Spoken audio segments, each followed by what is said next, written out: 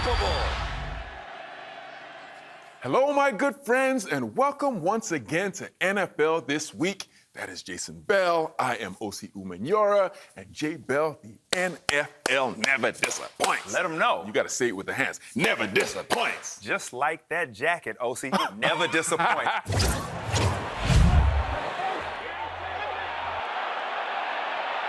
Look at this little trickery here. Harris is going to take the direct snap. Harris looks for a hole and plows ahead. I think, yep, he's in. Signal is a touchdown. Over the top they go, and it is caught for the touchdown by Jarwin.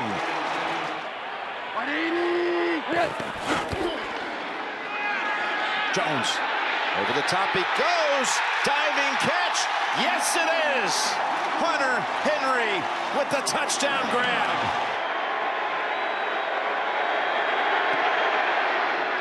Zerline down the middle from 30. Jake Bailey with the first punt of the game for either side. It is blocked. It's blocked, and the Cowboys have it at the 17-yard line. And they get it this time as they go with the pass to Lamb and a touchdown. 45 yards to up the lead to 6. Greg Zerline after a shaky first game, 9 of 11 on the season, and that one is good. 13th play of the drive. Here you go. Up the middle, and Ramondre Stevenson with his first NFL touchdown. Now they're fighting for their lives. The defense has to make a stand. 2nd and 15. Quick throw, and it's intercepted. He's got another one, and he's got a field ahead of him. Diggs is going to take it to the end zone. Jones, deep ball, and somehow they blew the coverage. It's Bourne to the end zone. One play later, the Patriots strike magic. Here's Jones. Looking, and it is caught for the 2 by Jacoby Myers. Pick by Zerline. Will it hook? It's good.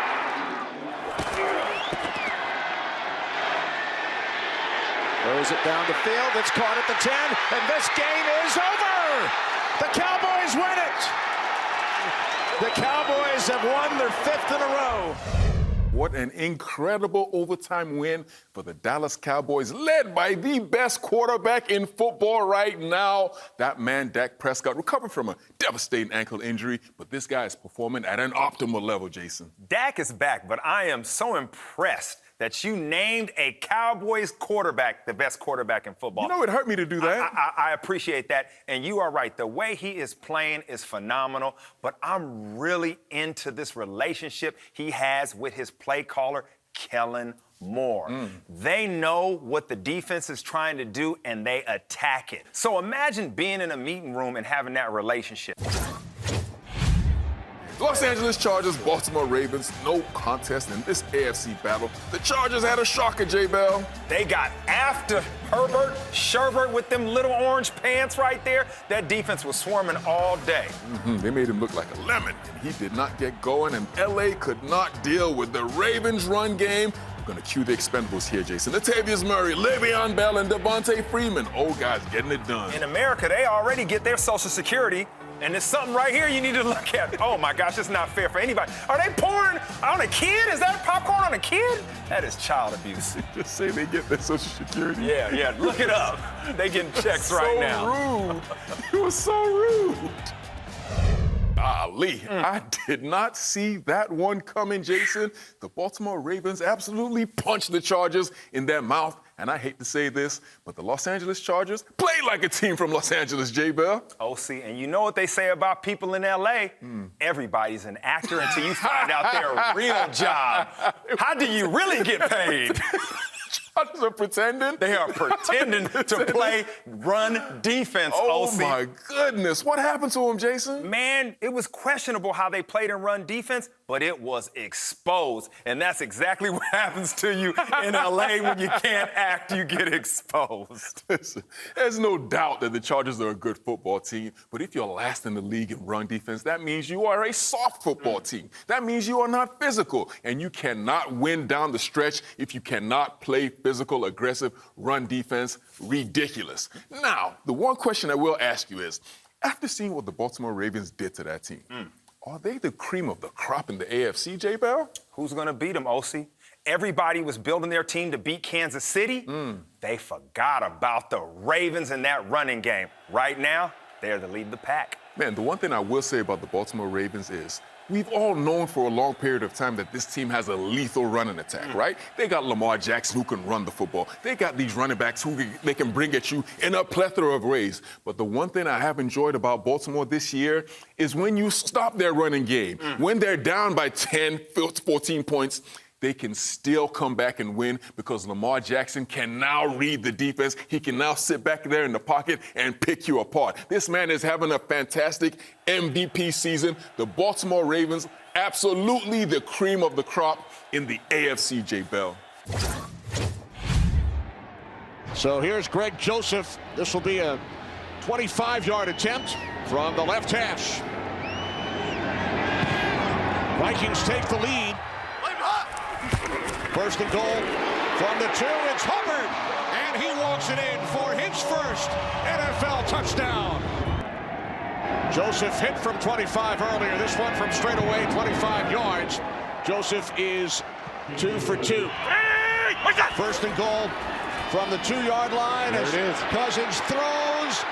Chris Herndon makes the catch and takes it in. Here's Zane Gonzalez, 47-yard attempt from the left hash. The kick is good. Oh, the punt gets blocked! And it will be taken into the end zone for a touchdown.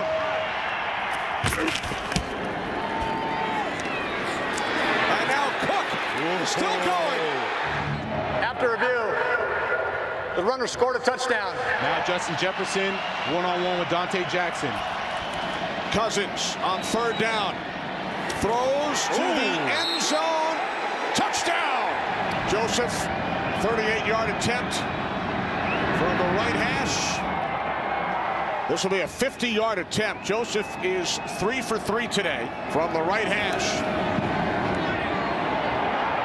Wide to the right, no good. Panthers looking to pull to within 1 score. 23-yard field goal attempt. Zane Gonzalez. It is good, so it's an 8-point game. First and goal from the 7. Darnold throws, end zone, touchdown, Robbie Anderson.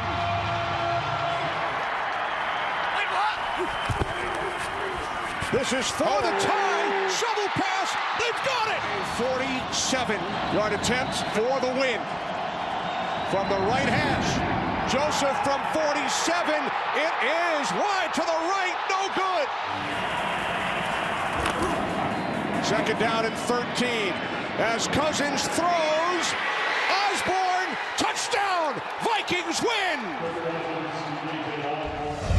Another overtime game, Jason. A fantastic game. This time, the Minnesota Vikings pulled out the win, and you wanted to talk about Kirk Cousins, their quarterback. But first of all, I want to let you know, the NFL doesn't disappoint. I love it, bro. Off the top, you were absolutely right, and that is what happens. Another overtime game. And you know one thing about overtime, it's all about confidence. What do you mean? Kirk Cousins, he had to have all the confidence in himself and in his offense that he could go out and execute, and that's exactly what he did. Are you saying that he is now one of the elite quarterbacks in football? Is he one of the best quarterbacks in the NFL, in your opinion, Jay? Osi, don't put those words in my mouth. Ooh, you didn't say that. I did not say that. Okay. And the reason why I say that is his competition. He's playing against Sam Darnold. He believes he could outduel Sam Darnold. Kirk Cousins, in my opinion, his problem is when he has an elite quarterback he's facing, I'm not sure he has that confidence. Oh, so he's a front runner. Is that what you're saying? He's a front runner. Yeah, maybe. He's a playground bully, Jason Bell. Man, just like you do me. Yeah, he wants to beat up on the young guys, huh? But when somebody with some real teeth comes, Right. he's nowhere to be found. Is this what you're saying? I think that's the kind of quarterback he is right now. I think they know that. That's why in primetime games, they're always questioning Kirk Cousins. Seattle Seahawks, Pittsburgh Steelers, and Pittsburgh are going to start really well here. Eric Ebron getting a rushing touchdown, J. Bell. Love the creativity down here by the goal line, OC. Injured Russell Wilson failed to start an NFL game for the first time in his 10-year career. Geno Smith was in, but he played pretty well. Listen, Geno has all the arm talent, and you see by this throw in between two defenders, great play by him. Nice play to Gerald Everett, and Will Disley over here is going to get the touchdown again from Geno Smith. Ooh, nice accurate throw. Disley in the end zone. Making him dizzy. Enter T.J. Watt here in overtime. He is going to sack Smith twice. Look at this play coming off the edge. Mac. That's what you want out of your big money to make it all go funny. He's going to sack him twice, helping set up Chris Boswell's game-winning kick for the Steelers, J. Bell. Nice way to win the game. T.J. Watt, let him know.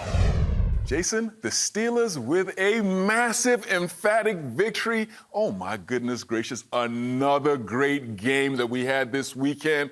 T.J. Watt.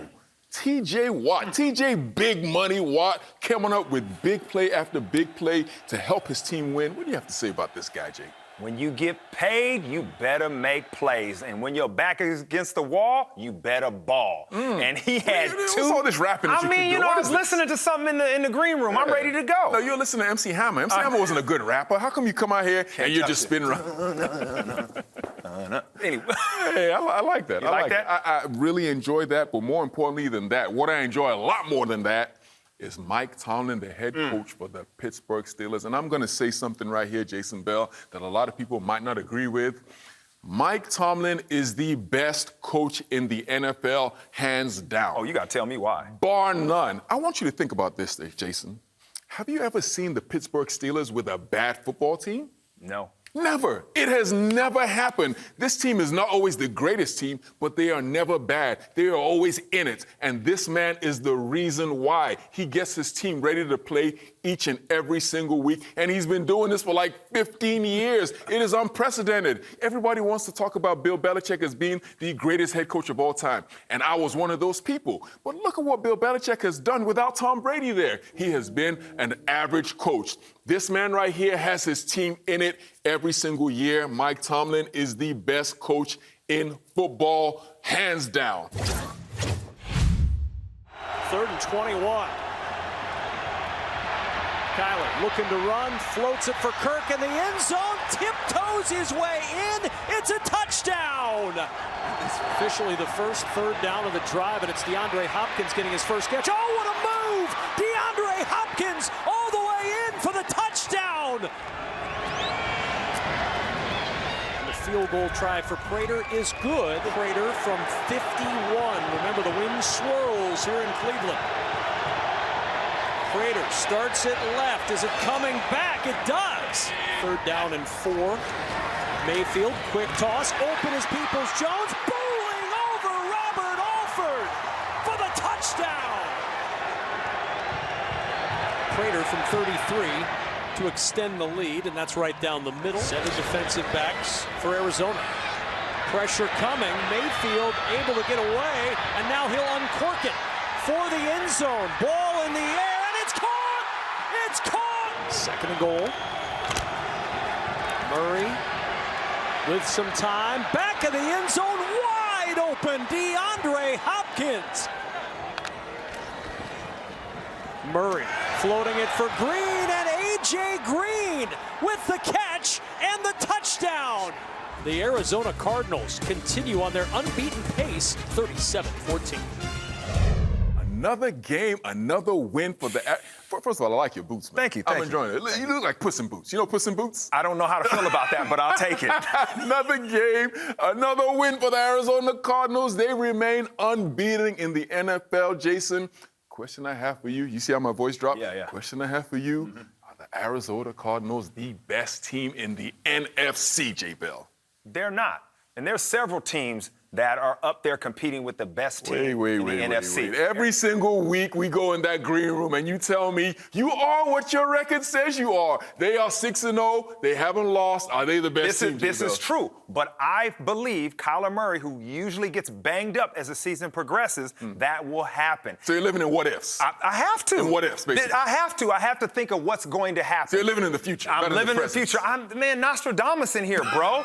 And that's why I'm looking at, when I think about the teams, look at the Dallas Cowboys. You said it, OC. Dak Prescott playing like an MVP. Okay. You gave a Cowboy love. Okay. You got to think about Ezekiel Elliott, what he's doing. That offensive line dominated. It's strong. And now they have a #1 receiver in C.D. Lamb. And Arizona doesn't? Is that what you're saying? They do, but they aren't as well equipped offensively as the Cowboys to play well in the future. You have to be a physical team up front to ball out in the NFC, OC. Very, very strong argument, and you're very, very aggressive in the way you're eloquating your argument. But how could you look at the Arizona Cardinals and not say this is the best team in the NFC? What don't they have? If you look at the quarterback position, they got Kyler Murray. They got Little Legs doing his thing out there. Little Legs gonna get trapped, too, underneath somebody. Well, we see. We're going to see about that. Okay, all You right. got them at the quarterback position. Their offensive line playing very, very well. Their offensive play caller, Cliff Kingsbury, even though he wasn't there, they still got the win. You look at the receivers they have on the outside. You look at A.J. Green, a resurgent A.J. Green. Look on the other side, DeAndre Hopkins, the best wide receiver in football. You want to look at their playmakers on the defense side of the ball. Chandler Jones, the best edge you wanna rusher. get in the defense. J.J. Watt inside there. On the linebacker positions, they got Isaiah Simmons. In the backfield, they got Buda Baker. They got Byron Murphy. They got two of the best DBs in football. I'm here to tear that wall down, brother. Okay. Tear it down. Okay. Because you want to talk about defense. You think about what Dan Quinn has done. You think about the pressure Randy Gregory is bringing. When DeMarcus Lawrence comes back. We're not talking about DeMarcus Parsons. You're living in the future. Parsons You're living in the middle, future, Jason. Playing well. And then you have a player who is probably the defensive MVP of the year right now in Trayvon Diggs, who makes big plays. Pick sixes, back to the house. That's what you need if you are going to be the best team in the NFC. I don't even have anything else to say. I'm actually quite confused.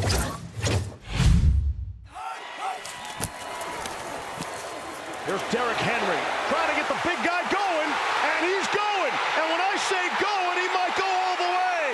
Nobody's going to catch him. Chris Jackson in there for Farley. The throw and the catch. Touchdown.